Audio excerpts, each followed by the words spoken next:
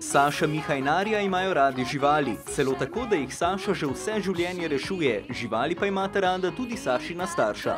Glede na to, da živimo v skupni hiši, je nemogoče, da vseh tistih 30 muc, ki sem jih jaz skupaj z Miho pobrala na cesti, da bi bilo samo v najinem stanovanju. Prav zato ne čudi, da je k družinici prišla še Candy. Izgubili smo Tara, ki je bil naš dolgoletni spremljevalec, zlati prinašalec, imel skoraj 15 let. Potem smo nekaj časa zdržali samo ob mucah.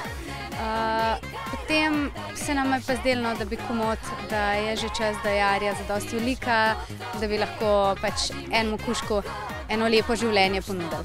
Candy je postala član družine, lepo pa jo je sprejela tudi Arja. Edina, kar je stvar, je to, kar mislim, da bi se isto dogajalo, če bi imela še bratca ali pa sestrico, da dobesedno od tiste ljubezni, da bi jo kar stisnila. Ampak Saša, kdaj pa bo imela Arja bratca ali sestrico, o kateri govoriš? Nič še ne delamo na tem, razmišljamo sicer malo, ampak sreči se od razmišljanja nič ne prime, tako.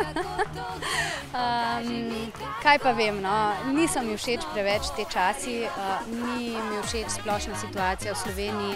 No, če že ni nič na obzorju, pa se vrnimo k Candy. Saša pravi, da ima mala lepotička že sedaj veliko človeških lastnosti.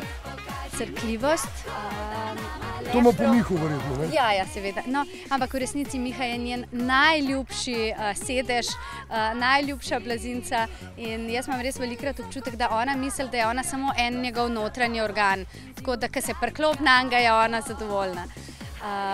Kar se pa drugih stvari tiče, pa tako, neredoljubnost, ni tako zelo striktna, tako kot tudi mi nismo, kar za kužka ni fajn, ampak se bomo potrudili. Pridna!